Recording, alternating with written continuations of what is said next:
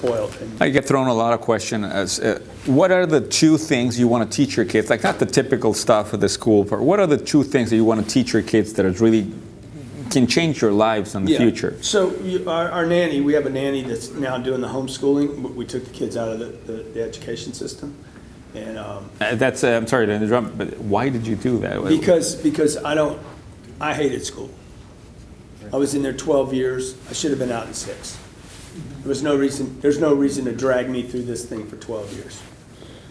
What they taught me there, I could have learned in 6 years easily. It was just too slow. And so there's a lot of kids being penalized because the system's so slow. I didn't want to learn half the lessons. I was doing home ec. I'm like, what's a home ec? My mama taught me how to cook. I'm not going to learn how to cook here.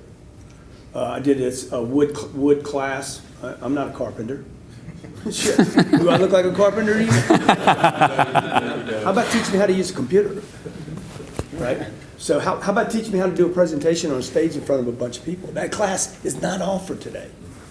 So there's no way I'm putting my kids through that. And the globe being with us. Yeah, so in exchange for that, we wanted our kids to be able to go with us. And we got a nanny. And the nanny asked me the other day, I said, look, all I want those kids to be able to do, forget all this stuff in the books. If they can be in front of people and have confidence, 1, 2, they can talk to anybody about anything. 3, if while you guys are having a conversation about aquariums or whales or the atmosphere, as long as they're not lost, as long as they're in the room and don't feel like, I don't know what anybody's talking about, then we're good. You did your job, I'll do the rest.